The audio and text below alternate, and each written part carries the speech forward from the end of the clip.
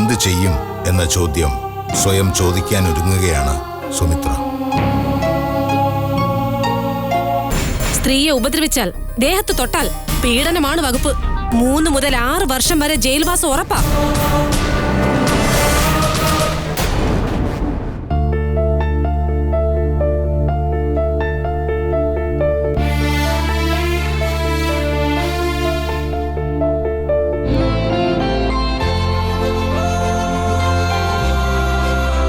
സ്നേഹത്തിന്റെ ഊഷ്മളത അനുഭവിച്ചറിയാൻ ഒരുങ്ങുകയാണ് നമ്മുടെ നന്ദന.